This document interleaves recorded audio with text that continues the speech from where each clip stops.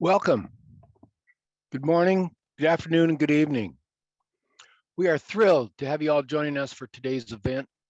We will have around 250 people registered for the event.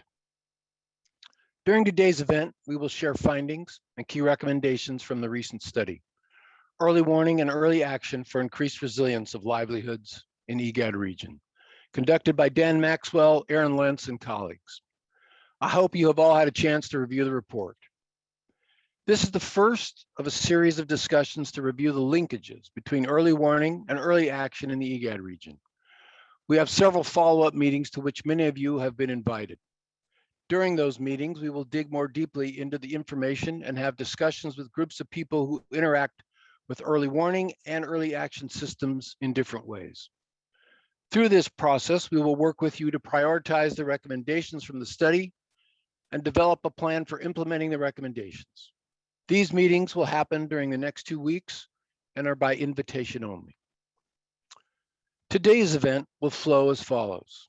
We will hear brief welcomes from Senait Regassa, Program Manager for Environment, Climate Change and Renewable Energy at the Embassy of Sweden in Addis Ababa, and Cyril Ferrand, Resilience Team Leader, Sub-Regional Office for Eastern Africa of FAO. Then Dan Maxwell and Erin Lentz will present the findings from the study. Dan is a professor at the Feinstein International Center at the Friedman School of Nutrition Science and Policy at Tufts University. Erin is an associate professor at the Lyndon Baines Johnson School of Public Affairs at the University of Texas at Austin. Then we will hear brief reactions to the presentation from Abdi Jama, coordinator of IGAD's Food Security, Nutrition, and Resilience Analysis Hub, and again from Cyril. Finally, we will use the remaining time for a question and answer period, in which we will take clarifying questions. Because we have so much information to share, we will not have time for in-depth discussions today. Those in-depth conversations will happen in subsequent meetings. However, questions received today will help us frame discussions in later meetings. So before we get into the meeting, let me just orient you to Zoom in case you are not used to this platform. On the bottom of the screen, you see the tools you need. Please use the chat icon at the bottom of your screen to chat the host if you are having issues with the Zoom platform. Please use Q&A to submit questions for the panelists or moderator. You can submit your questions at any time and we'll get to as many as we can. We are recording the webinar and we'll make the recording available on the website where you found the reports. Now I'm going to turn it over to Senait Regassa. Senait?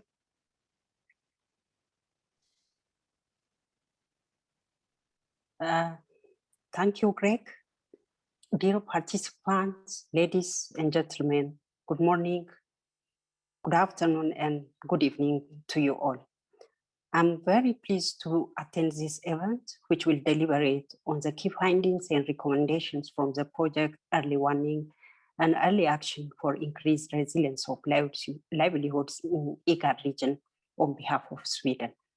The importance of early warning and early action in preventing hunger and loss of livelihoods and assets cannot be overemphasized. It's clear to all of us that the challenge of weather-related shocks is increasing both in magnitude and complexity. According to a report by the World Meteorological Organization that was published last year, in addition to conflicts, instability, and economic crisis, climate variability and change are among the key drivers of increase in hunger on the continent. However, experiences also show that disasters can be minimized if there is a robust early warning that is followed by early action.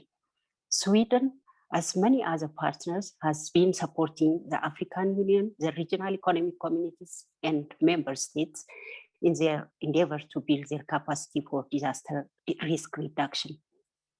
To mention a couple of Swedish contributions, we have partnered with the African Development Bank along with the other development partners to support the Clean Wave Special Fund for the last decade. Through this initiative, the capacity of regional climate centers and national meteorological centers to generate information on weather outlook and climate data has been strengthened. Sweden is also supporting the UNDP to work with ECOWAS, seals an agreement to strengthen capacities for disaster, risk reduction, and resilience in the Sahel region. Since 2018, we are supporting the regional and national coordination platforms of the IGAD Drought Disaster Resilience and Sustainability Initiative. And it is in this respect that we joined FAO and IGAD for enhancing the capacity of early warning and early action in the IGAD region. We strongly believe that this work by FAO complements the IGAD initiative for drought resilience and sustainability. It's our hope that the findings of the studies through this initiative will pave the way for adoption and application of more robust early warning tools, which will trigger timely response for the purpose of minimizing disasters.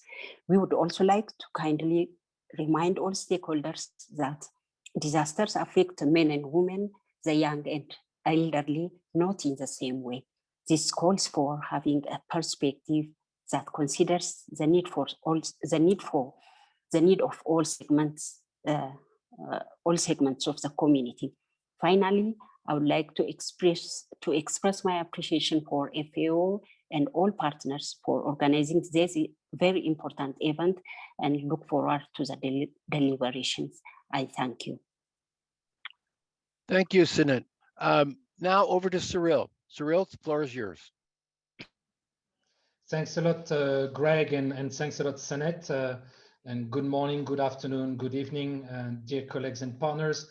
And thanks for attending today's webinar. And I'm obviously very honored to be part of the opening of the first of several discussions on improving early warning, early action for resilience building in the IGAD region. At no other point in history has agriculture been faced with such an array of familiar but also unfamiliar risks. The growing frequency and intensity of disasters, along with the systematic nature of risk, are jeopardizing our entire food system.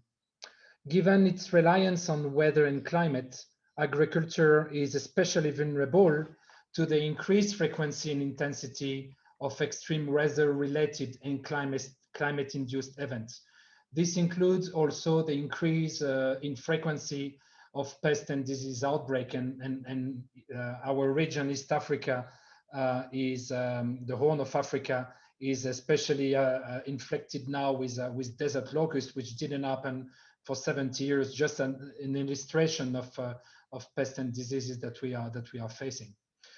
82%, in fact, of all damages and loss causes by drought was absorbed by agriculture in low and lower middle income countries between 2008 and 2018. This is part of a report on loss and damages that FAO produced recently. Increased risk exposure had become the new normal. We are talking about the new normal that includes natural hazard, some form of conflict, economic volatility. But indeed, I mean, the new normal is looking into the risk exposure. And the impact of climate change is set to exacerbate these challenges even further. What does that mean? It means that proactive risk reduction is imperative in our joint efforts to design a sustainable future. Potentially, SR27 do not need to devolve into full-blown disaster and risks not become unsurmountable. Despite innate exposure and impending risks, disaster impact is ultimately contingent to the ability of communities to anticipate, to cope with, to resist and recover from shock or from shocks. Resilience and disaster risk reduction therefore must become an essential and integral part of modern agri-food system. Studies have shown that early actions see high returns on investment. For example, in our region again, an FAO study on early warning, early action project in northern Kenya found that the benefit cost ratio was 3.5. So for $1 invested in anticipatory action, that's $3.5 is saved later on. But when the cost of avoiding emergency assistance and livestock restocking were factored in, then this ratio can even increase to $9 for $1 invested. However, significant progress needs still to happen. To advance further, FAO, in close collaboration with IGAD, is implementing a project funded by Sweden on early warning tools for increased resilience of livelihood in the IGAD region, as Senait has just mentioned before. Within this project, one activity is a review of existing food security early warning systems and predictive models, both in East Africa, but also globally, with the goal of submitting recommendations to IGAD member states on how to best adopt and/or harmonize existing systems that will enable more timely and effective early actions. Through a letter of agreement with the Feinstein International Center at Tufts University, this study was just completed and the finding will be the focus of today's discussion. Some of you have been invited to separate stakeholder meetings to take a deeper dive, a deep dive into the recommendation and discuss already some next steps. As I wrap up, I would like to take this opportunity to thank again the government of Sweden for funding this initiative, the Tufts University research team for excellent work, and the numerous stakeholders who took time out of their busy schedule to be interviewed as part of this study. Please enjoy today's session and thank you for your time. Thank you for those remarks, Cyril, and Senait, thank you for your remarks. Now, Dan Maxwell and Erin Lentz will share with us the key findings of this study. Dan and Erin are the lead authors on the report. The floor is yours. Thanks, Greg. Good morning, good afternoon, good evening, everyone. Thank you for joining us today. Erin and I would like to briefly present the findings of the study that Cyril just referred to. There are actually a number of reports that grew out of the study that are shown on the screen now. Today, Erin and I would like to share the results from the main report, but we encourage you to look at the others as well. As Cyril and Senait have both already said, the East Africa region is among the most food insecure in the world. At the moment, something like 34 million people in the region urgently require humanitarian food assistance. And multiple calls have been issued to work on better preparedness, early warning, and above all, early action to reduce food insecurity and to improve resilience. But think with me for a moment back to the situation in late 2019 and early 2020. The long range in 2019 had been delayed and were well below average. But just about the time that the effects of those poor rains, let's say, were being felt, the early warning systems were predicting an Indian Ocean diode and a heavier than expected rainfall in the latter half of 2019, early 2020. So while current information was suggesting drought, early warning was suggesting flooding. And at the same time, to anyone who was listening, another form of early warning was noting an upsurge in desert locusts in the Arabian Peninsula that was likely to affect East Africa. And of course, none of us particularly foresaw the COVID-19 pandemic until it was almost upon us. Now, none of this information was wrong. Some of it was delayed, and in some cases, perhaps people weren't paying adequate attention. But a part of the problem was simply that there was just a lot of information, and to many humanitarian decision makers, what to do with it or how to make sense of it all simply wasn't all that clear. And so for much of that period, a coherent analysis of all of the factors that would genuinely inform anticipatory or early action was difficult to formulate. The demand for anticipatory action has increased, but this example illustrates the challenges of collecting and analyzing early warning data in such a way that it informs rapid early action to mitigate or prevent crises. And it's by no means the only example. We'd like to just briefly describe the components of a humanitarian information system, and this comes out of a different paper that we had released a little bit earlier this year, and talk about 4 different components. Early warning we've had it for the last 30 or 40 years, and it has always tracked hazards and assessed the risk of causal factors, and it's a continuous activity. It goes on all the time.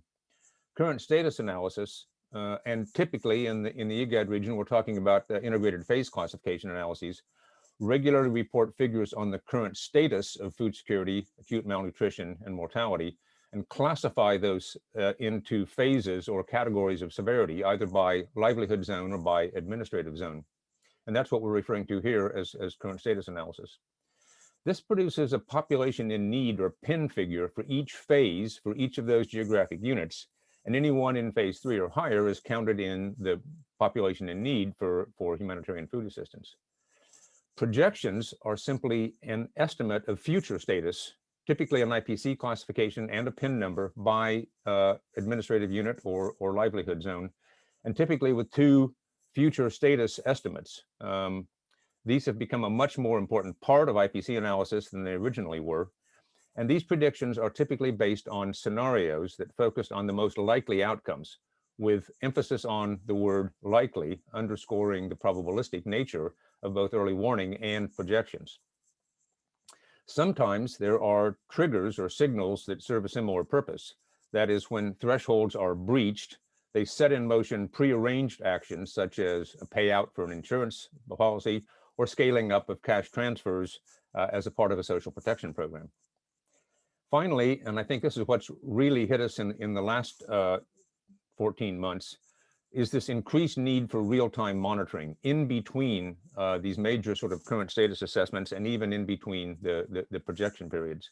Real-time monitoring tracks whether humanitarian conditions are improving or deteriorating, and can also be tracking predictive indicators, in which case it's more or less the same thing as early warning. And finally, real-time monitoring can be used to track the extent to which the assumptions on which scenarios are based, and therefore on which projected PIN numbers are based, and whether those assumptions are in fact borne out in reality. Erin, over to you for the first poll. Great, thank you. Hello, everyone, and welcome. We're going to ask a series of short questions to collect baseline views on the topics we've studied. The results are anonymous, although we may use the results to inform subsequent meetings, and we may report results in our final report. So a poll should be launched on your screen. Our first question here is, what is your primary role in early warning and early action systems? Please check the box that most closely matches your role, or use the chat box if your role isn't listed. Some of the choices are decision maker, a programmer, an early warning analyst, a predictive modeler, a donor, or other, in which case please explain in the chat. That's the first question. The second question in this poll asks your perspective on what is the key blockage to early action in the East Africa region. Is it insufficient contingency planning? Is it inadequate implementation capacity? Is it inadequate or inflexible funding? Is it inadequate early warning information?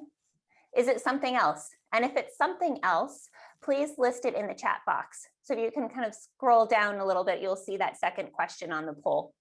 Are there no blockages, in your opinion, regarding early action in the East Africa region?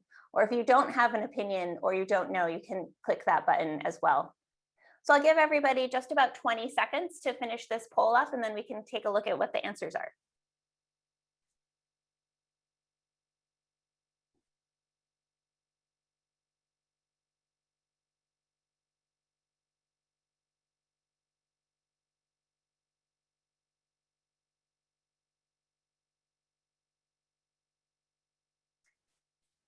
All right, we can go ahead and close the poll.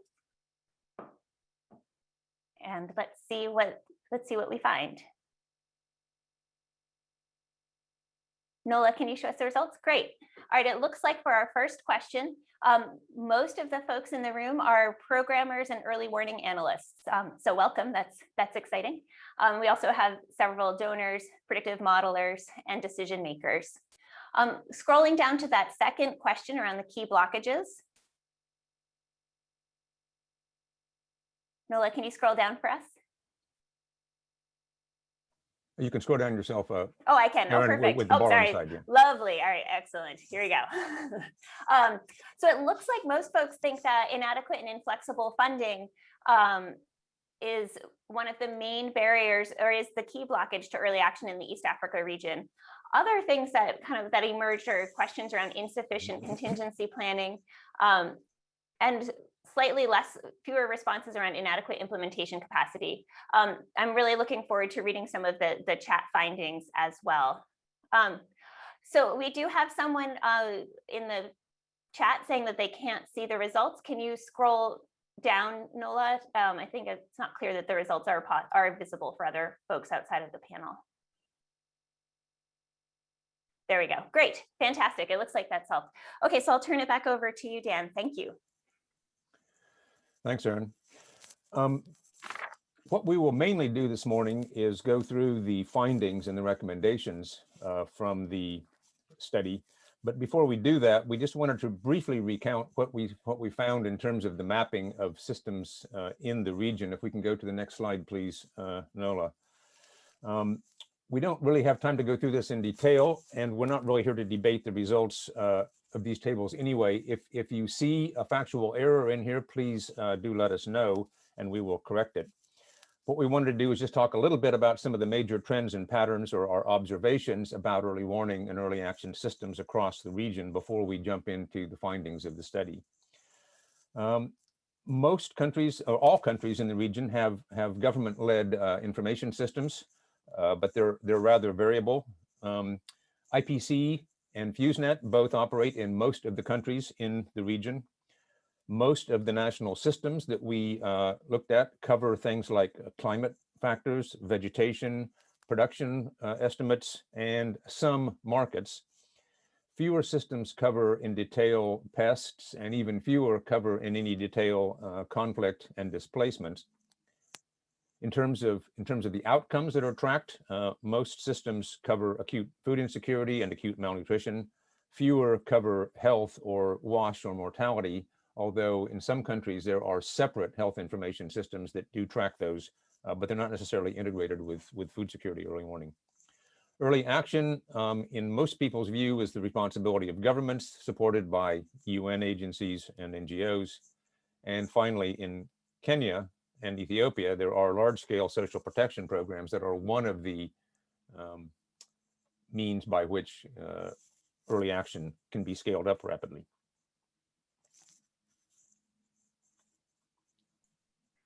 So before we dive into the recommendations, we have another poll for you.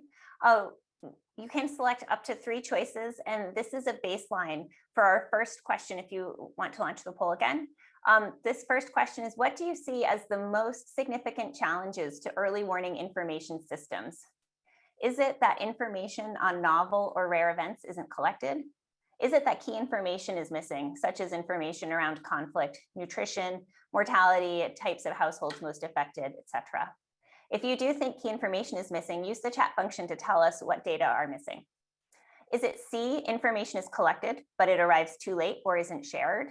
Is it D, that the information is confusing and contradictory? Is it E, plenty of information, but no clear link to early action? Is it F, there are data collection problems or data quality problems? G, regards ethics, privacy, biases in data and accountability are not getting enough attention? Are there any other issues, in which case please use the chat to tell us what's missing? And then finally, if you don't know or you have no opinion, feel free to click those as well. And just remember, you can select up to 3 here. I'll give you all about 10 more seconds and then we'll close the poll.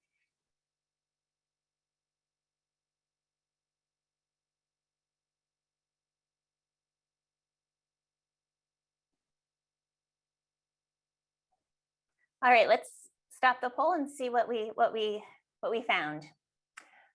Okay, well, this is really interesting. Of course, folks voted in multiple different, had multiple options. One that really stands out is that there's plenty of information, but no clear link to early action. Other popular choices were that key information is missing, or that information is collected, but it arrives too late, or it isn't shared, and that there are data collection problems and data quality problems. So these echo some of our own findings, which we'll turn to next. Thank you.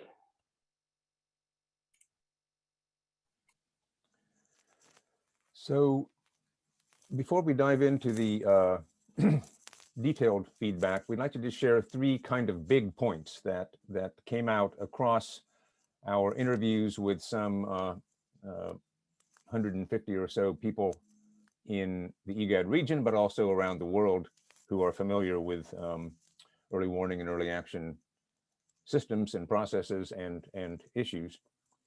And these three things kind of actually align with the results that we just got from you, but we were interested to get your views before we dive into our findings. So the first one relates back a little bit to the vignette I told at the top of the hour about too much information or confusing outcomes to early warning. Sometimes there's just too much information or it doesn't add up to a coherent picture, which actually hinders decision-making rather than helping it. Information about drivers or causal factors is sometimes mixed with information about current status on food security or other outcomes. Information about current status is often mixed up with future projections, and information systems produce a kind of mashup sometimes of current status, predictive, and outcome indicators. And this may lead to a kind of an information overload, or in many cases, just a kind of paralysis when it comes to informing early action. The second one was the one that most people chose in the last poll. Information frequently has no clear link to early action.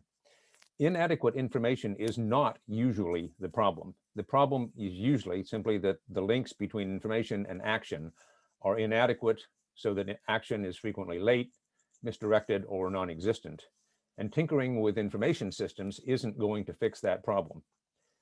Some examples of predictive information being linked to early action that demonstrate some impact on mitigating a crisis, but most of those are relatively small scale and mostly are focused on climatic hazards. And finally, conflict is a major driver of crisis and humanitarian need in the IGAD region, but information and analysis on conflict is largely missing and inadequate. Conflict is viewed as too political, or at least too sensitive, and we may have underdeveloped conflict early warning capacities in comparison with climate or market-related early warning, and limited ability to project the humanitarian consequences of conflict. Thank you, Dan.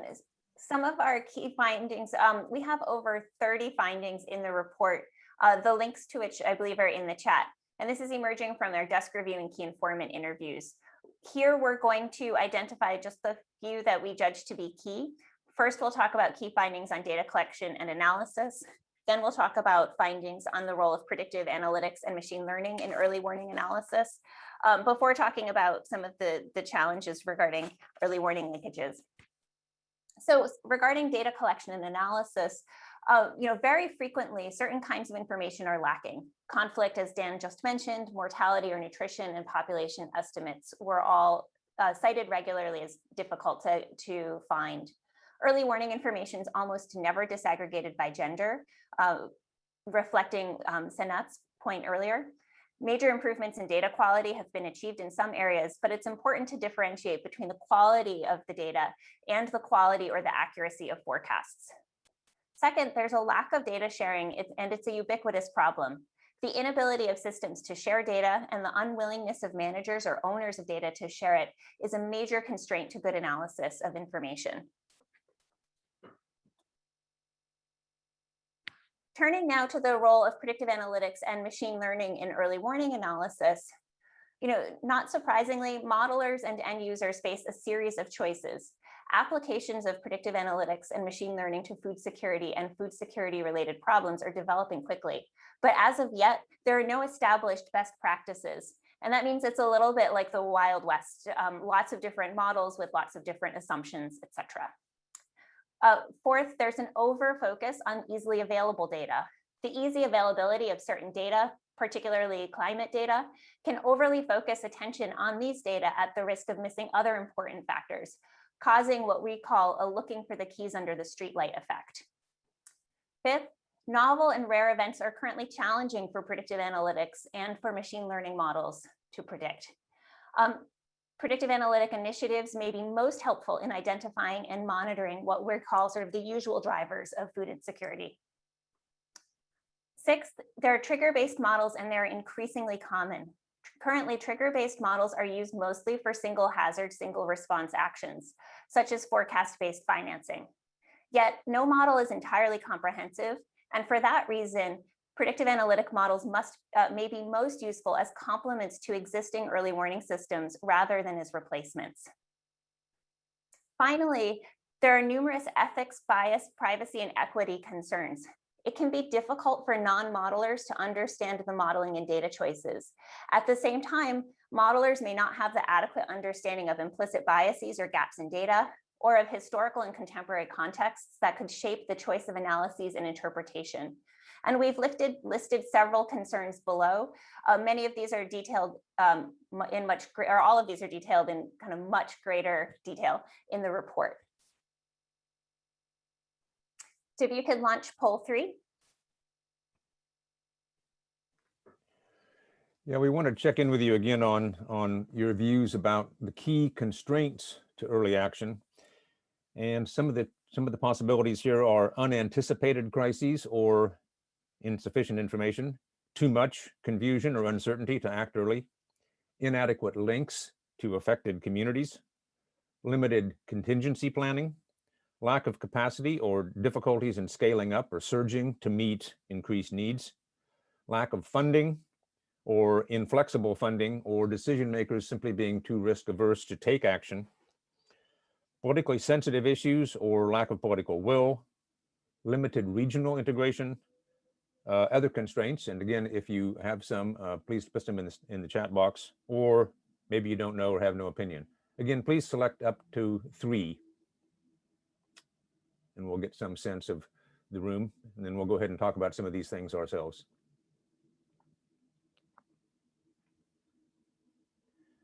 Let's give folks another 15 seconds or so, Nola, and then we can close the poll.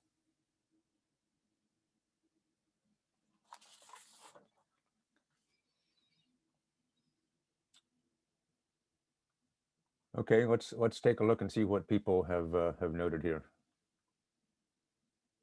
So again, lack of funding or inflexible funding, but also perhaps decision makers being too risk averse to even use the resources that they have at hand, limited contingency planning, lack of capacity, and politically sensitive issues are also quite common answers here.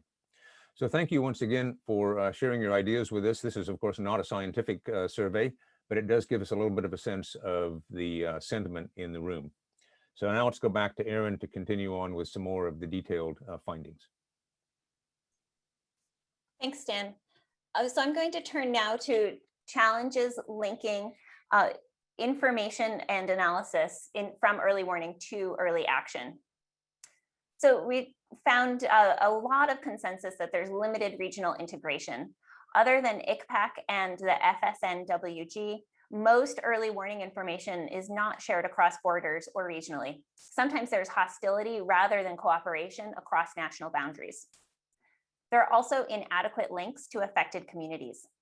Higher level early warning, early action systems view the customers as national governments, donors, and agencies. However, some early warning managers mentioned at-risk communities as their primary constituency. Notably in Somalia, where the use of local radio and local civic and religious leaders work to get messages about impending hazards out to at-risk communities. There's also limited contingency planning. While good information, financing, and rapid decision-making mechanisms are 3 critical components of early warning and early action linkages, contingency planning and response analysis are often overlooked until it's too late.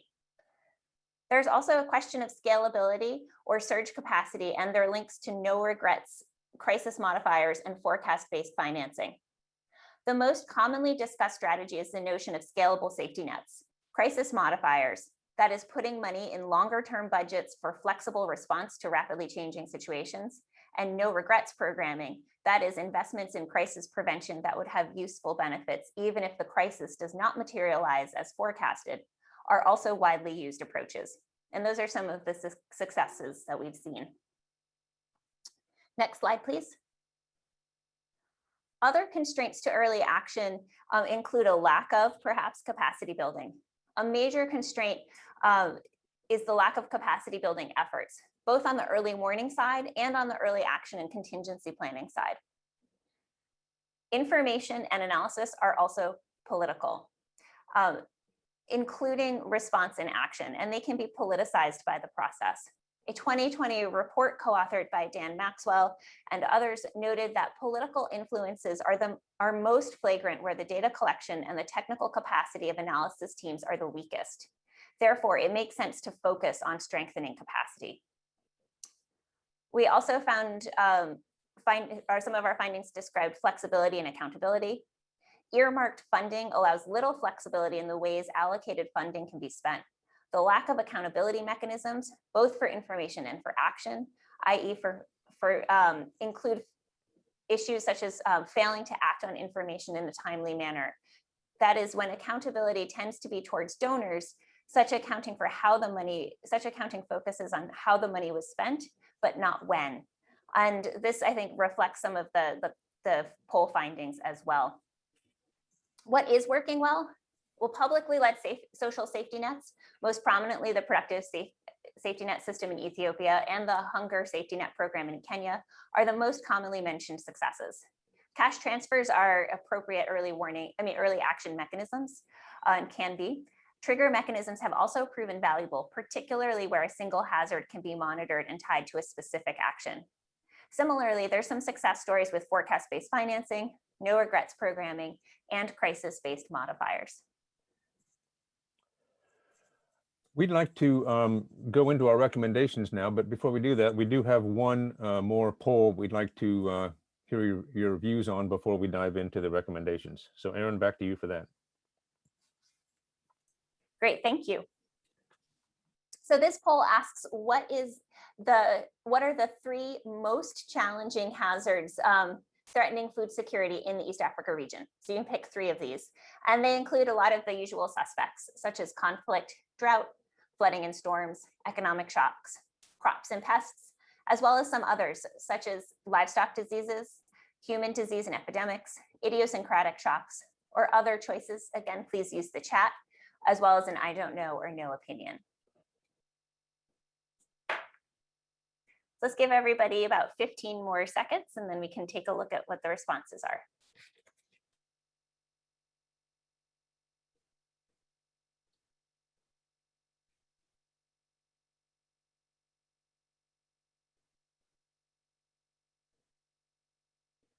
All right, Nola, it looks like we can close the poll.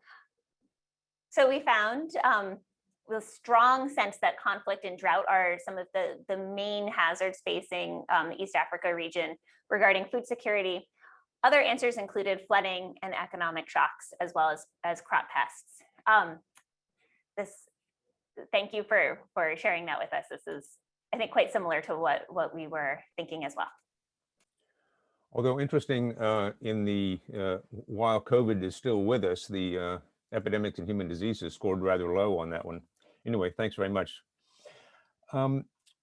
Before we dive into the detailed recommendations, we would like to kind of give one big recommendation. If we could go to the next slide here, Nola, and that is that we really need to plan from known and likely hazards and actions back to information needs. Typically, information systems are designed based on what other information systems are doing. But to enable early or anticipatory action, it would make more sense to actually start with an analysis of hazards and potential shocks and identify all the actions that could be invoked to mitigate those shocks. Then build into contingency planning and information systems. And finally, this would entail addressing several questions long before the information system itself is designed or redesigned in most cases. So bearing all that in mind, and bearing in mind the hard lessons of the last 15 months, what are known or expected hazards?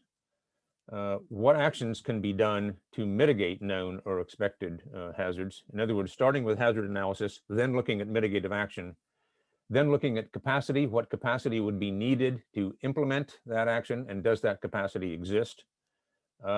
Fourthly, looking at the question of finance, is finance available and is it sufficiently flexible? And then finally, what information would be needed to trigger those finances and trigger those actions? How would it trigger those actions? And how far in advance would it be needed in order to trigger those actions? And one final poll before we dive into the more specific recommendations. Great, here's our last poll. So before we spoke about what are the 3 most challenging hazards, this question now asks which hazards can early warning and early action best address? So there's a difference that we're trying to tease out here of which are the most important hazards and which are the hazards that early warning and early action can best address. So for this particular question, we're looking for your top 3 answers again, and the hazards are the same. So conflict, drought, flooding and storms, economic shocks, crop pests, livestock diseases, human diseases and epidemics, idiosyncratic shocks. Other, you can please use the chat function, and I don't know or no opinion. So let's give everybody about 15 more seconds. You can select up to 3.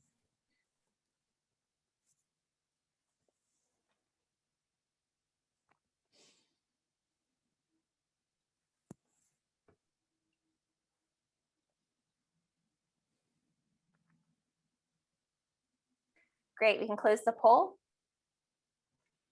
Interesting. Okay, so it looks like there's a strong sense that drought and flooding and storms are the places where early warning, early action can best address these hazards. And given the abundance of climate data, perhaps that makes a lot of sense.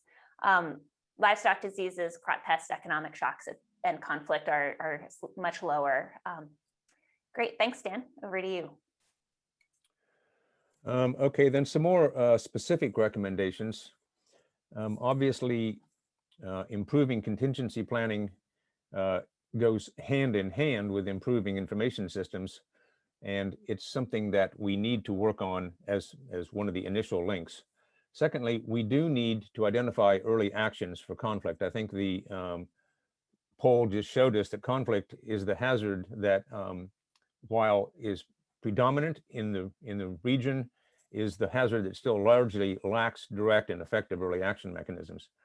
And yet it is the biggest or the second biggest threat in the region. Examples of early action to prevent conflict are emerging out of the experience of the Conflict Early Warning and Response Network, or CWARN, but these are rarely scaled up. Fourth, we need to share information across borders, and this is an area in which IGAD has a major role to play. It didn't rank that high in the list of problems that people talked about here, but it certainly did in the interviews with key informants. Fifth, we have to do a better job of involving at-risk communities. They are central to any early action planning, but they are frequently forgotten. And finally, we need to learn from existing successes that Erin has already mentioned. In terms of information and analysis, we need to focus information needs on contingency planning. We need to think of a kind of an ecosystem of information, but coordinated analysis. Triangulating across different sources of information can correct for an error or misinterpretation or politicization from a single source of information. But conflicting or confused analysis is deleterious to coordinated action. Mechanisms must be strengthened to build a coordinated analysis from diverse sources. The notion of a technical consensus among information analysts, whether at the national or at a more localized level, is a critical step towards improved action. But consensus-based processes also need a way of dealing with dissenting or minority views as well. Eighth, we need to strategically embrace goal-oriented predictive analytics and machine learning. Many actors are interested in using predictive analytics, and as more models are rolled out, the risk is that different models will come to different conclusions, adding to the sort of information confusion rather than triangulating an analysis.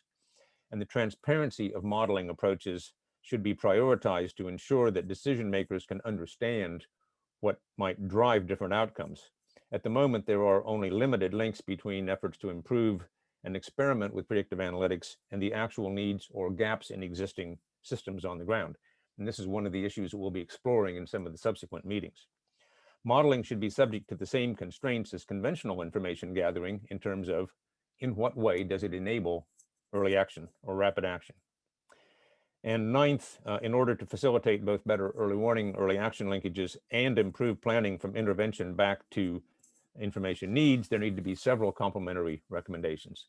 These include things like strategically broadening the information base to track food as well as non-food security outcomes, such as WASH or mortality, to improve information sharing, to build real-time monitoring into information systems, prioritize capacity building, build in vulnerability analysis, and disaggregate the data by gender and age.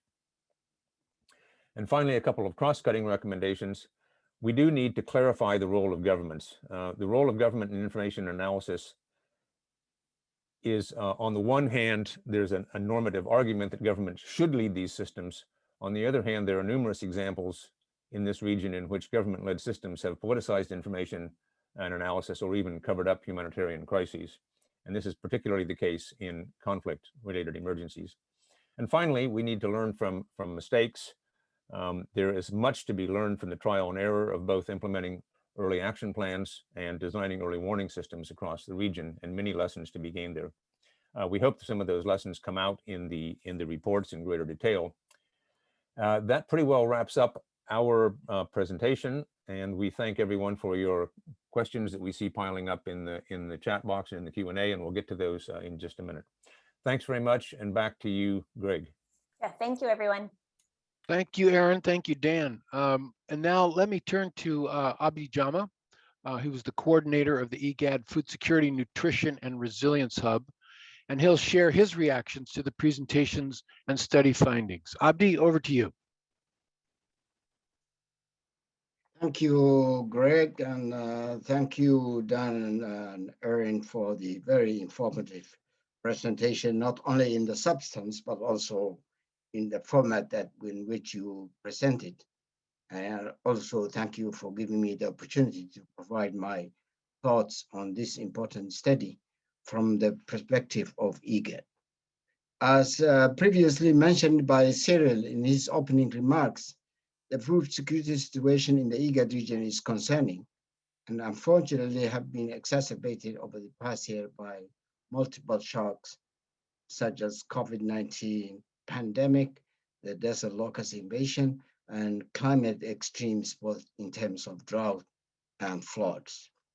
Increasing needs are an alarm bell for the humanitarian response actors to change the way we work. We need more innovative approaches for monitoring, for managing and preventing humanitarian crises to curb and reverse rising food security trends.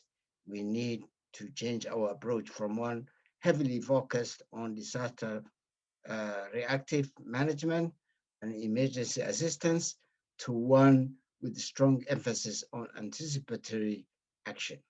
Several of the findings of this study are particularly relevant to IGAD and its member states.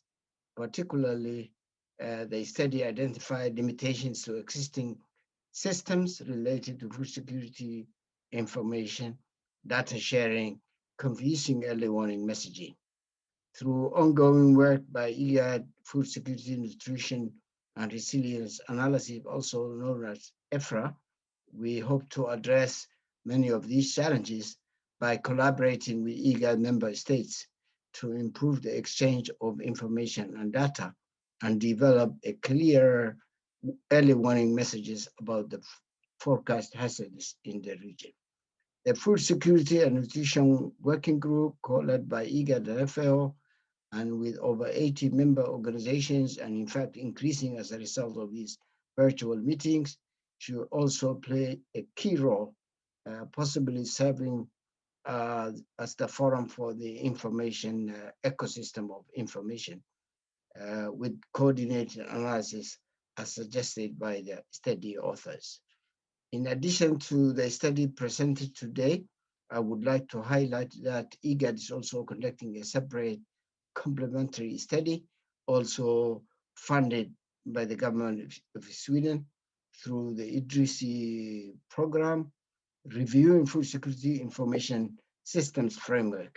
Together with the results of the study presented here today on early warning, early action, the outcomes of upcoming stakeholders, we at IGAD hope to concretely identify next steps for implementation of such a system. Additionally, the study highlights the importance of involving at-risk communities in anticipatory action. The IGAD Climate Prediction and Application Center, ICPAC, has some excellent examples of what this type of community engagement could look like, including the work jointly conducted by IGAD and FAO and WMO on the Agricultural Climate Resilience Enhancement Initiative called ACRE, to download and disseminate climate information and work with affected communities to plan community-based adaptation and climate-proof extension services. Lessons learned from such initiatives such as ACRE could be helpful when brainstorming how to better engage communities in early warning, early action programs.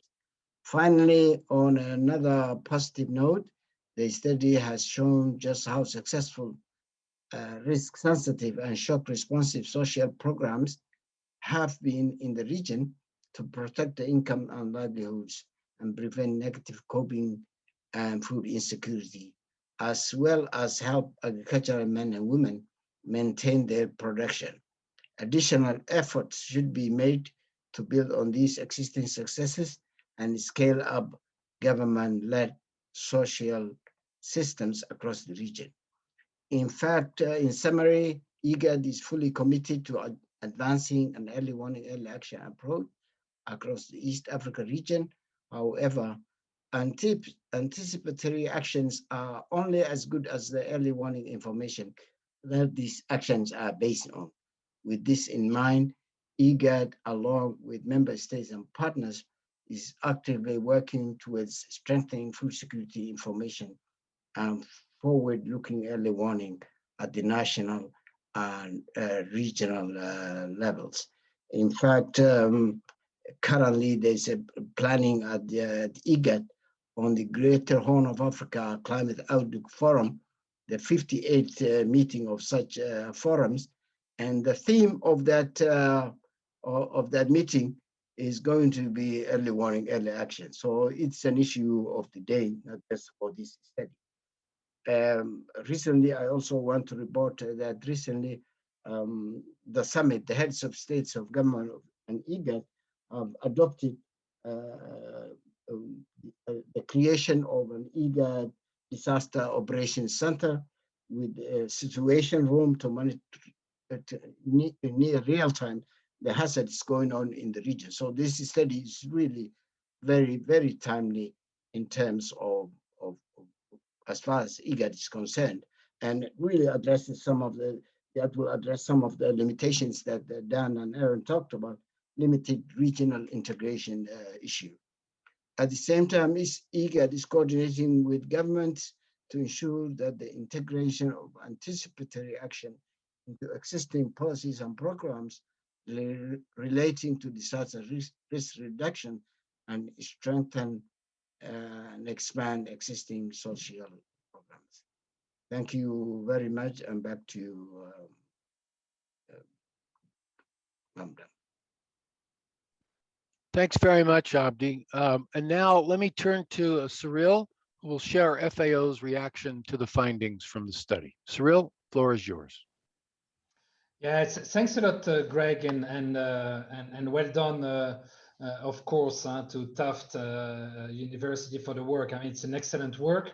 Abdi, I certainly fully agree with what you just said. I will just try not to repeat in my sort of reactions what you said, which I fully support. And but I have to say that this format of organizing webinars is quite extraordinary. Having people casting their votes and through poll system is quite good. I mean, it's not very often we do it in this interactive manner, especially when we have over 130 participants on the call. So that's very good.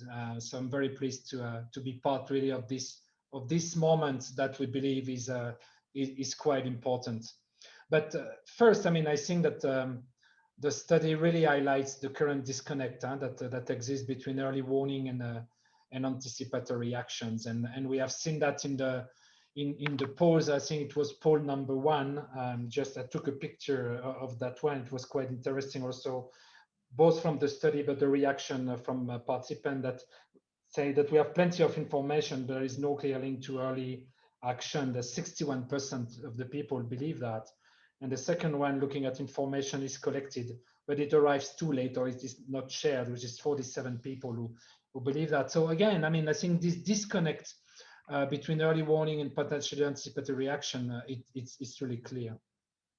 And basically, it is calling probably for a different approach on the way we work and what needs to happen to improving early warning altogether. Maybe what it is suggesting is that we do the work slightly differently, and maybe we would need to have the programming people who would look at what kind of appropriate intervention along an operational timeline is required when we know that there will be a shock, and where we are vis-a-vis the shock. And maybe we need to work backward and to identify what kind of information is needed and what are the gaps that do exist in food security information early warning system. So maybe it's not only one way, it's a dual direction that is required for us to do better altogether.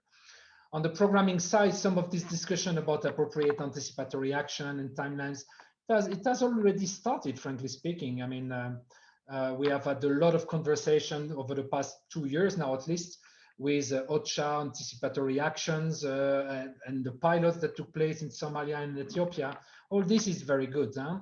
But this conversation often do not bring programming and early warning stuff enough together. And to go one step further and discuss really the degree to which early warning systems are or maybe are not meeting the need of programming stuff. And what needs to change basically in the way we do early warning information and make it more relevant to decision making. So probably early warning systems should adapt to meet the need of anticipatory action decision makers rather than the other way around. Maybe that's, we don't want to call it a paradigm shift, but there is obviously some tweaks and some way to adjust it that are going to be required. And I know people think along that line quite consistently. We just need to make it happen. Secondly, over the past couple of years, there have been a lot of excitement about the possible role that predictive analytics could play in strengthening early warning system in East Africa. And that the study is showing it. I mean, predictive analytics likely going to become increasingly more important on early warning work in the region. As a matter of fact, within FAO program, we're already seeing a movement in that direction as well. And just to mention one initiative here, and I know that maybe some of the colleagues who are involved in it are connected. I didn't go through the full list, but if I just take the integrated food security phase classification and the discussion that is taking place at the Global Support Unit and the work they do with Atari, which is looking into the predictive analytics, really, I think the work has started, and I think it's very good. But we should keep in mind that predictive modeling will most likely be useful for forecasting commonly occurring events, such as climatic hazard and price shocks potentially, but not for everything. It will not be the panacea for all type of shocks that we need to be anticipated. Additionally, predictive model can often be less transparent, can amplify existing biases on data, and not often developed, have not been necessarily developed keeping in mind current challenges facing early warning systems. So again, I think that we have to really prove it and make it happen, but it will not fully replace, obviously, the work that we are doing all together. And I think that in particular, all the work, the human element in early warning will still likely be required. I mean, we can see that on the way we work. Just mentioning here the work that is being done with the Food Security and Nutrition Working Group. I think that the consensus building part that also matters of people that are experienced in the region. As I said, IPC is also based on consensus building. So I think that this has to remain, and also within the global network against food crisis, I think that there are umbrellas and now there are excellent steps in the right direction. But of course, what we are saying here, I think, is that probably, I mean, more work needs to be done. So, in conclusion, and not to keep it too long, I mean, I truly believe that this may be a very transformative moment for the humanitarian community if we are successful in fully upscaling anticipatory action. By taking lessons learned from recent pilots and strengthening partnership between agencies, but also with government, academia, and NGOs, we are moving in the right direction. I really genuinely believe we are in the right direction. We need to do this extra mile, and I really think that that the study is helping, really aligning language, taking stock of what we have the perception of, but at least it's good that it really put it together in the way the study is presenting it. And I'm very confident that through this approach, we can reduce the impact of the multiple hazards facing many rural and urban households in East Africa, can build more resilient livelihood and food system, and reverse the current trends of rising food insecurity.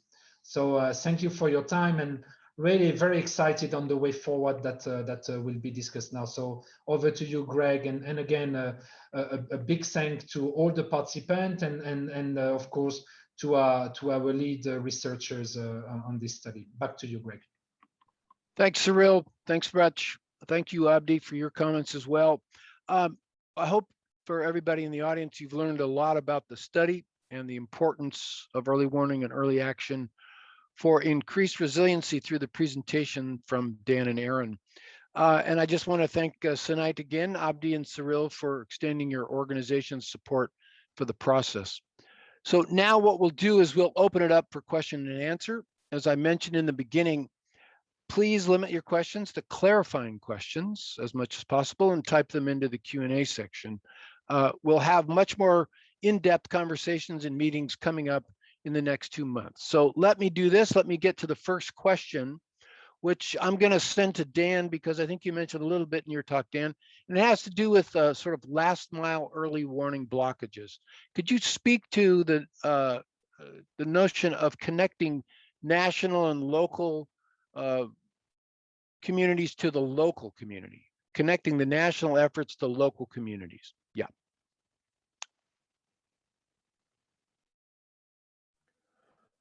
Thanks, Greg. I didn't see that question. Is it about the last mile on early warning, or is it about the last mile with regard to early action? You're muted, Greg. Last mile on early warning, Dan. On early warning. Yeah. Okay. Well, a story that I recall from an earlier era. It's maybe not likely to happen today. But I do recall a time in the 2000s when I was based in Nairobi, and there was heavy rains, and it was clear that some of the hydroelectric dams on Mount Kenya were going to overflow, and so there was an effort to open up some of the sluice gates, and everybody was warned. The government was warned. The electrical power company was warned, et cetera, et cetera. The people that were left out of the warning were the people that lived along the Tana River and were using Tana River water to irrigate their crops in Tana River County and Garissa. And of course, they lost all their crops. They lost lots of their irrigation pumps, et cetera, because people forgot to warn the people who were the most likely to be affected by that particular shock. Now, I don't think that would happen again today. I think everyone learned their lesson. But the point is that this system often works amongst the sort of professionals. So we have early warning professionals letting government officials know, letting humanitarian agencies or other agencies that might be involved in early action, letting donors know, et cetera. And we often forget about the people in whose name all this work is being done. I think there have been some really interesting work done with at-risk communities, not only to spread the message, but also to find out people's perceptions about what they're facing themselves. There was some really interesting work done last year during the COVID pandemic in Somalia by, for example, the Africa Voices Foundation, and it was two-way. It was not only finding out about people's perception of the problem, where it came from, what it meant, how people were affected by it, but also what the most effective form of messaging might be. And so there was not only information coming in, but information also being messaged and sent out. So I think there are a lot of examples like this. I think it's a matter of keeping in mind the people in whose name all this good work is being done. I think Erin also indicated she had a response to that question. That's right.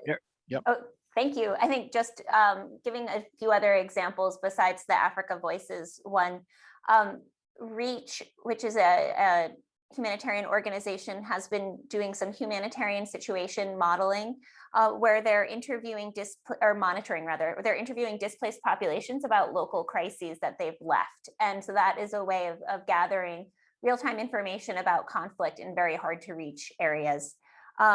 Similarly, there's a lot of interest in remote sensing, not just using radios, but also using crowdsourced data, using social media accounts, using highly kind of spatially disaggregated kind of pictures of what's happening on the ground using satellites, et cetera, to see perhaps where people have left or where there has been conflict. There's also been a lot of interest recently on Sentinel sites using community-based reporters.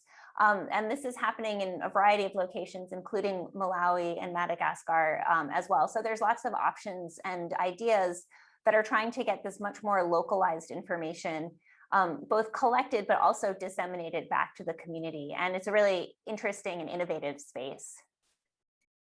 Thanks, Erin. Much appreciated. Okay, let me turn to the next question, which is, are there any findings regarding traditional early warning systems versus modern early warning systems? And if so, how are they linked? Dan, let me first turn to you, but any of the other panelists want to come in after that, go ahead. So Dan, let me ask you. Okay, thanks. I'm not quite sure what's meant by modern early warning. Is the question referring to the kinds of things Erin was talking about with regard to machine learning or predictive analytics, or making use of greater remote sensing and predictive modeling and so forth? Well, it's not clear, but I mean, a traditional, Okay. I'm not quite sure what, okay, so, traditional early warning, but right. But I'll leave that to your imagination here. Okay, well, Erin will probably have more to say on this as well. Our sense is that there are a number of things where predictive modeling or machine learning can both supplement and to some degree replace some of the more routine kinds of early warning that used to be done by human analysts, especially kind of predicting the average or most typical kind of scenario. Where we find that early warning by predictive analysis still lacks is in forecasting the extreme events or the highly unusual events. And the reason for that is self-evident. The models are trained on existing past data. And if there are very few events of an extreme type or of any given sort, it's much more difficult to train a computer model to predict those, to pick those up and predict them accurately. But human analysts who've been practicing these skills for years know how to do this. So we see a very fruitful collaboration between both what I think the questioner is calling traditional early warning methods and more computer-based or machine learning-based models. Do you want to say anything about that as well, Erin? Well, if I can for a moment, I have one little comment in the chat section, which looks at the issue of traditional, which would mean indigenous knowledge. Oh, I see. Okay. Yeah. Okay. Yeah. Okay. Let me clarify. Yeah. Yes, I think a number of examples of this have come up, and it's also not particularly new.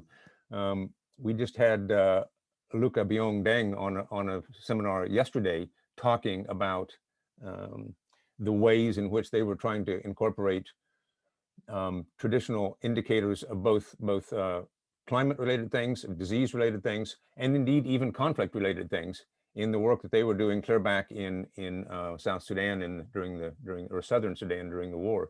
So yes, I think there are a number of those kinds of things that could and should be incorporated into early warning. One really interesting example of this that we ran across after we had completed the report is tracking what's happening in so-called hunger courts or famine courts in South Sudan. in which members of the community are actually permitted to sue for help with food in the event of an extreme crisis or an extreme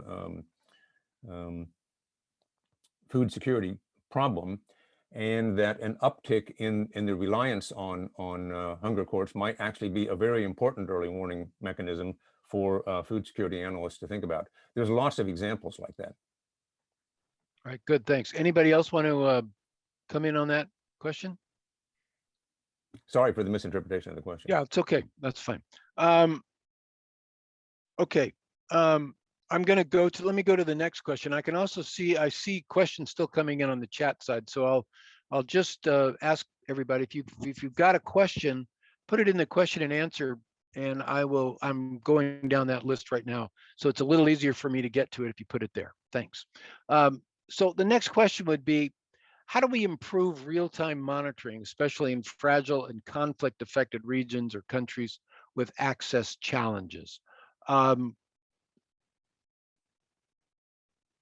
Let me put that, I'll put that back to you, Dan, and then anybody else that wants to jump in it, go ahead.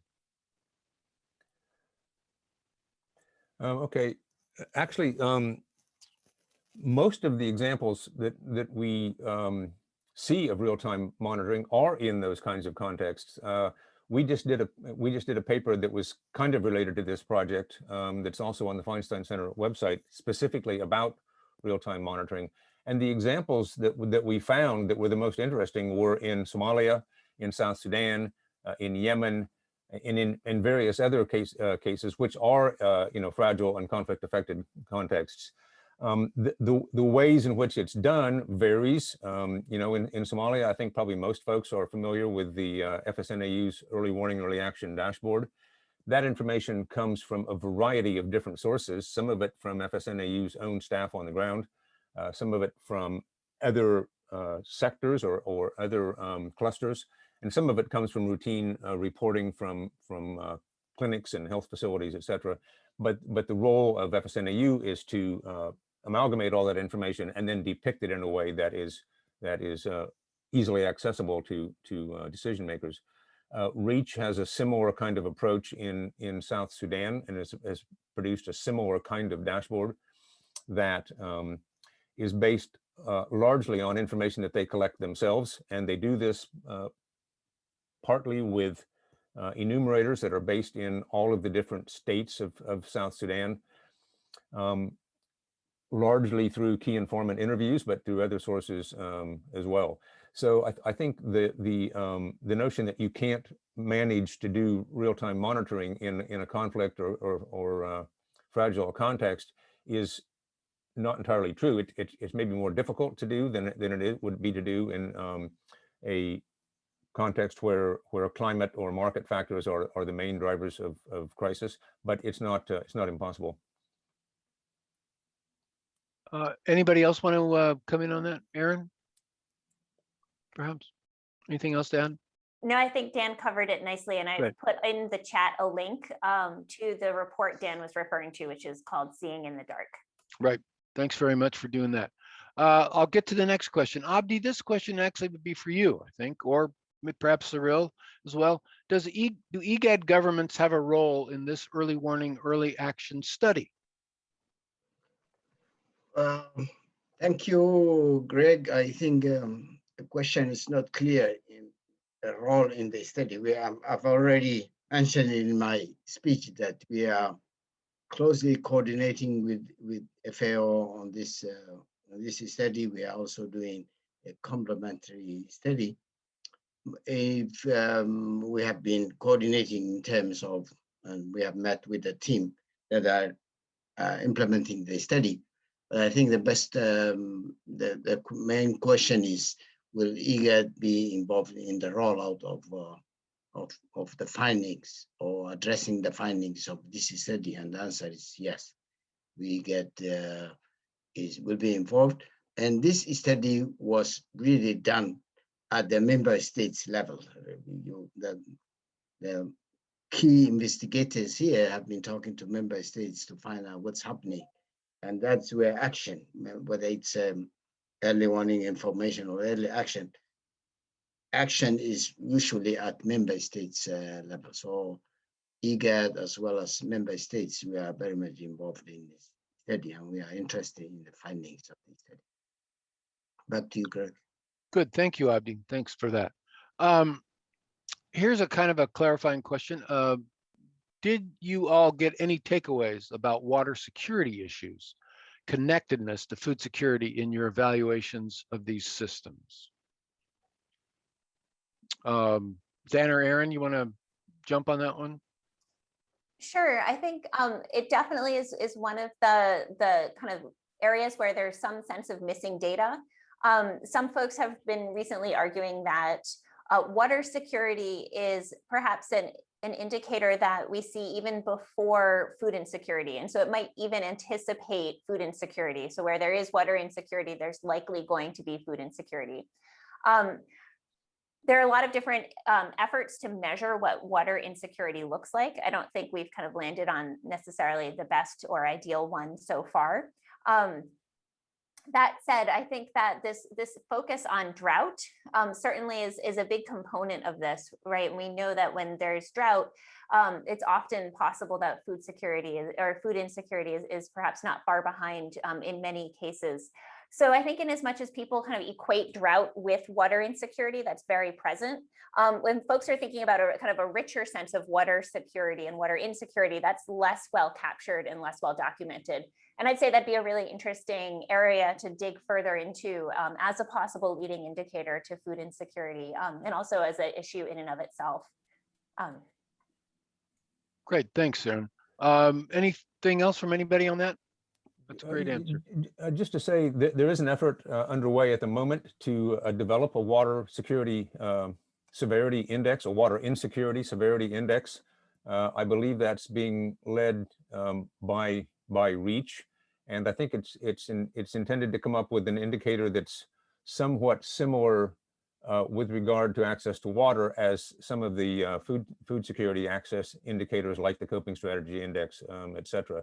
I'm not quite sure where that is in the process, but my understanding is that they have developed tools and are in the process of rolling that out now. And that's precisely the kind of thing that we were referring to when we were talking about broadening the information base of food security early warning systems. I mean, obviously, it's important to know the specific indicators on food security, but as Erin points out, there are a number of related categories of sort of human outcomes that we need to track in addition to food security. So malnutrition, health indicators, et cetera, but water and access to water, as well as good sanitation and hygiene, are certainly that kind of information that need to be integrated here. Thanks. Thanks. I've got two kind of connected questions around EGAD's role here. So let me lay those two out, and then I think Abdi and maybe Cyril even can jump in on this. So does the study find whether there are any contingency planning and or pooled funds to EGAD governments to respond to the early warning shocks? And the second question that concerns EGAD, which goes to something that Dan, you and Erin mentioned, which is, do you think EGAD can play a greater role in regional early warning, early action information sharing among stakeholders?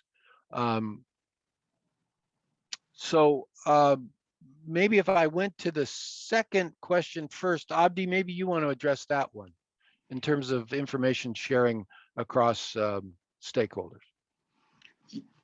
Thank you, Greg. I think one of the issues that were raised found by the study as the limitations for these early warning, early actions was the lack of integrated regional early warning and early action systems. I think that's where IGAD can play a role.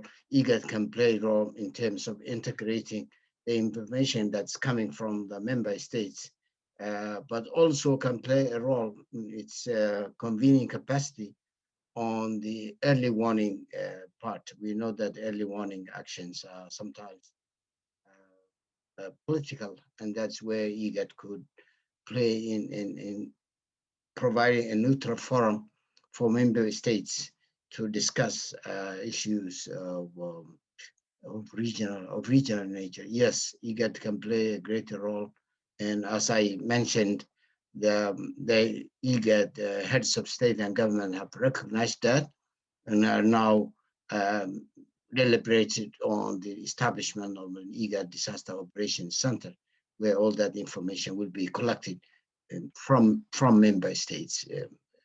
So I think IGAD can definitely play a greater role. Thanks, Abdi. So let me just go back to that first question that I asked, which was whether there were any contingency and planning or pool funds for IGAD governments to respond to shocks. Anybody want to grab that one? Does anybody know? I don't know if the study covered that. Dan or Erin or Cyril, or even Abdi. Greg, there's recently again another resolution passed by the heads of state and government of IGAD on the establishment of an IGAD disaster response fund. That fund is supposed to be a pooled fund from member states initially, but a fund that also donors can contribute. I think the rollout of that IGAD disaster response fund is underway. So that it's being now discussed, and the implementation of the communique of the summit is in progress. Back to you. Greg. Yeah, thank you, Abdi. That's great. Very clear. Yeah, go ahead, Cyril. Yeah, if I may just add up to what has just been said by Abdi. I mean, in the region, we should not forget that there is also a context, which is the Food Security and Nutrition Working Group. I think, and the group has been working for a long period of time.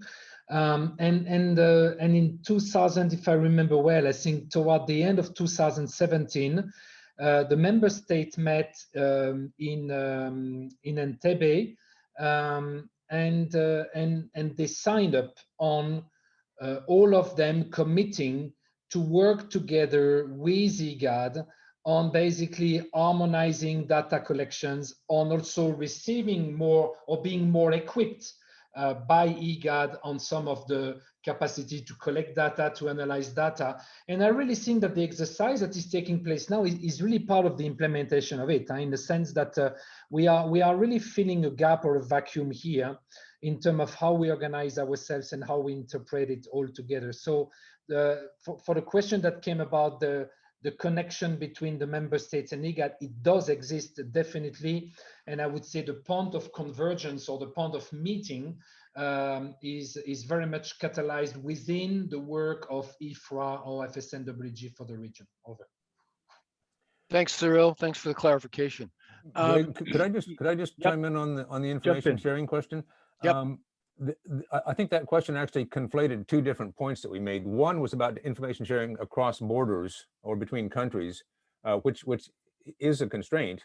But the issue about information sharing is also often within country, between different agencies, between information systems and governments, or information systems and donors, or with humanitarian actors themselves. So it's not entirely a cross-border question or an international question. In some cases, it's within, even within the early warning analysis community within a given country, amongst different actors.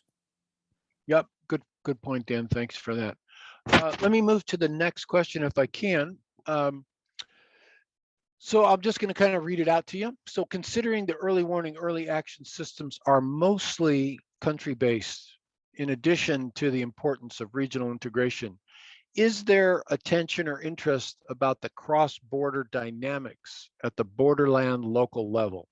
The question sort of notes that there's a number of shocks that have a local sort of cross-border impact. Could be international water bodies, movement of people across those local borders.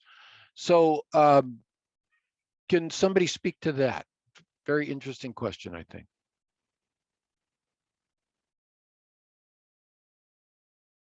I can Yep. start maybe, Greg. Thank you, Cyril. Yep. Yes, I think that the intention is there. I mean, it's true that in the IGAD region, in this region, IGAD has been creating or basically looking into into what they call the clusters. The clusters are all the cross-border areas which are often also marginalized from an investment point of view, which are arid, semi-arid land with less infrastructure. And definitely these areas deserve or require certain specific set of intervention or set of action, including monitoring, including surveillance. And I think it does exist, frankly speaking. Again, I think that there is a need to reinforce it, but I think that the intention is there and the willingness is there. If I just take the desert locust crisis, for example, which is not a drought, not a flood, but I think it's a quite unique element. But when we look at where we come from, basically about a year and a half ago, only what we call the frontline countries, which are the countries that are seasonally affected by some form of desert locust presence for breeding. And we have Eritrea, we have Sudan in the region, part of Ethiopia, and so on. I mean, these countries are somehow a little bit equipped on how to monitor and report, but other countries which are not frontline countries like Kenya, Uganda, South Sudan, were not equipped at all. And we had basically the need, we had to harmonize the tools, we had to roll out the tools. And now what is happening is that we are heading towards a regional conference on desert locusts in a couple of weeks' time that will be looking exactly at that. Is whenever we have crisis of regional nature, and this one is desert locust, and it might be very unique, but wherever we have crisis of regional nature, it requires definitely collaboration and harmonization of tools. We don't want to have, for example, a country that is investing resources for developing its own surveillance and data collection tool, and then a neighboring country developing a completely non-compatible tool as well. So I think that there is again a clear understanding that regional crisis requires regional approach, and it requires regional harmonization of data collection and interpretation of data as well. So again, we are not yet there, but on some topic, and I just use a very recent one, which is desert locust. That's what is happening now. Over. Yeah, thanks, Cyril. Yeah, that's very clear. Very important to look at this from a regional perspective. Let me, Abdi, you want to get in? Yeah, go ahead. Yeah, just on that, we have a saying in IGAD here: act nationally and think regionally. There are interventions or activities at national level that have regional implications. The case in point, I think Cyril talked about desert locust. I remember cases where the desert locust usually moves on one season, it moves from north to south, and then it reverses at other seasons. What it was happening in some of the frontline countries, some of the other countries that were expecting at some point that the desert locust will come their way, were even willing to assist the other countries that at the time had the invasion in terms of resources and capacities. So they were so nervous and so concerning about the fact that the desert locust is ravaging their neighbors, but ultimately may come to the country. So these things are disasters have regional dimensions, and I think it's very important. Sometimes in terms of sharing this early warning information, maybe that's where the regional early warning information comes into play. Countries want to see what's happening in the neighboring countries, in other countries, in terms of some of these disasters, because eventually maybe it has the potential to reach them. So they want to know early before it comes. So it is, act nationally, but think regionally. That's the motto, I think, that applies here. Thank you. Thanks, Abdi. Thanks for the clarification. Yeah. Let me move to the next question.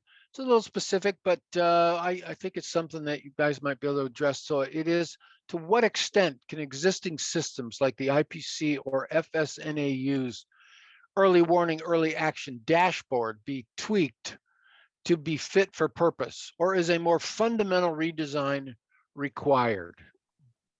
Anybody want to take that one? Dan? Sure, I'd be happy to start with that, and maybe others have thoughts on this too.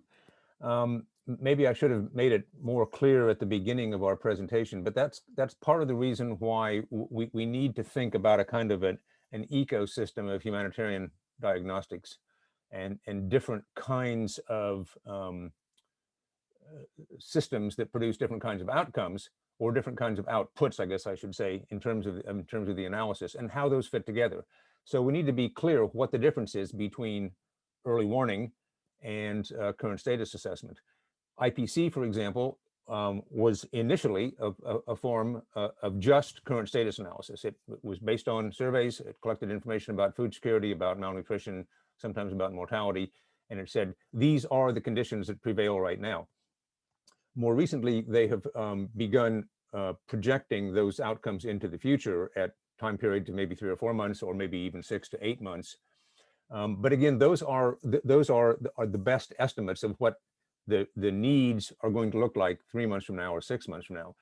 And it's not exactly the same thing as early warning, even though it is early warning information of a type, because it provides at least information about how much food assistance is going to be needed and where, how severe the crisis is going to be, et cetera. But early warning is, in the meantime, tracking causal factors, the development of hazards, the development of hotspots, et cetera. And you know, our experience from the last year or so shows how much real-time monitoring can be used to kind of tweak those projections, or to give some interpretation to what early warning signals might look like, et cetera. So I don't think it's that we need to start all over again on designing new systems. It's that we need to be clear what the existing systems that we have are there for, what they can do.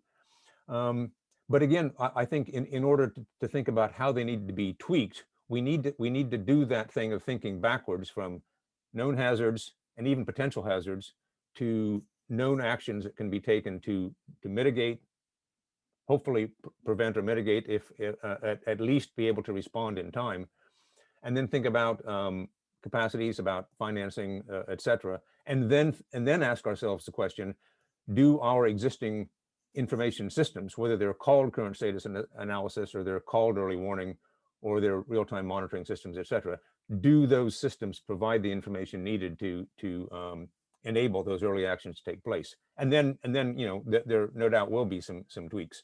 But I think it's also important to understand that different components of an information system produce different outputs that are used differently in both the analysis and in triggering the responses or the early actions.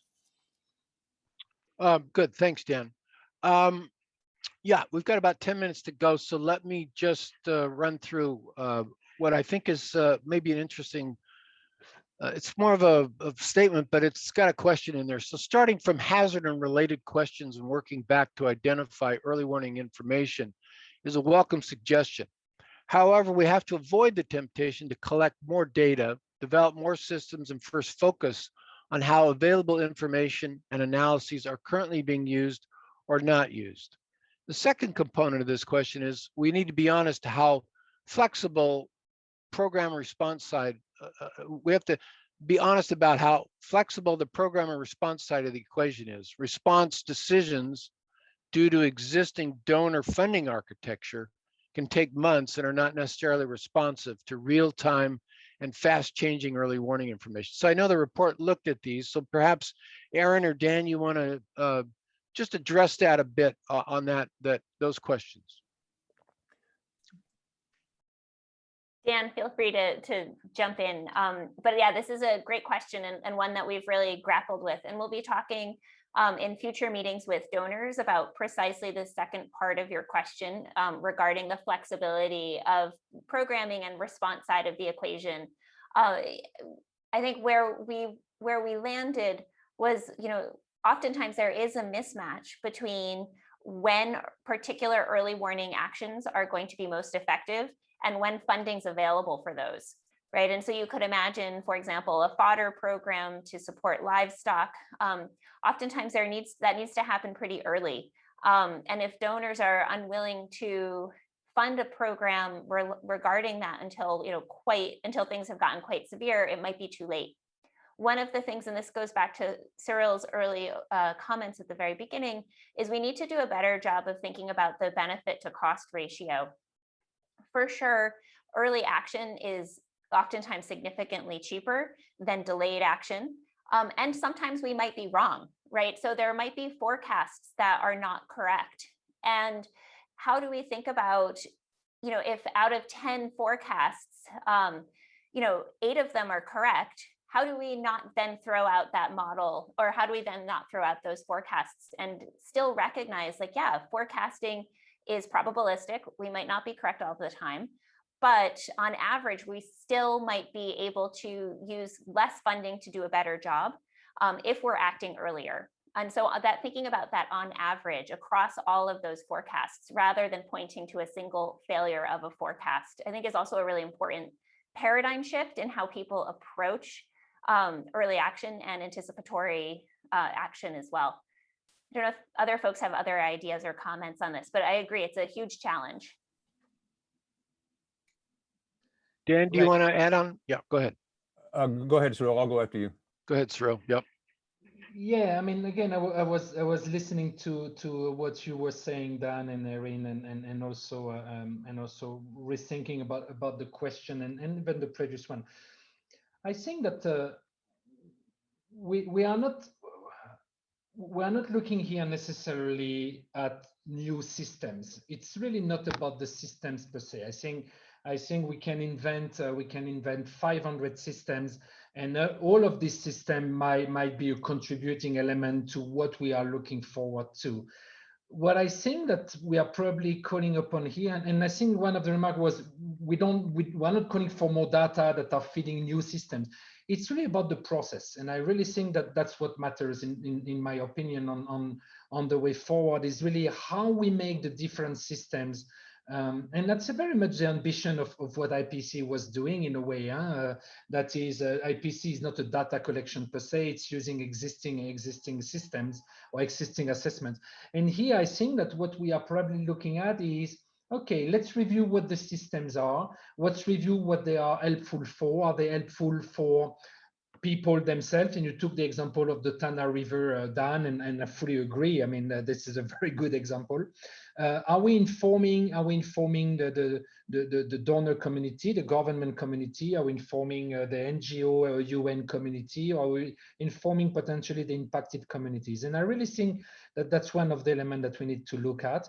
And the second one is really about the process, how collectively with the existing system, we are able to rearrange the information, and out of the information, maybe establish and identify some triggers which will allow us to act faster or to take decisions faster on a no regret basis, with a degree of confidence that is sufficient for the donor community to support in a way, or for government to release money. So it's really more the process that matters, in my opinion, more than the data or the systems. Although, again, understanding the gaps that do exist between those who collect and those who are users for programming, the gaps are important to identify, but let's look into the process, in my opinion.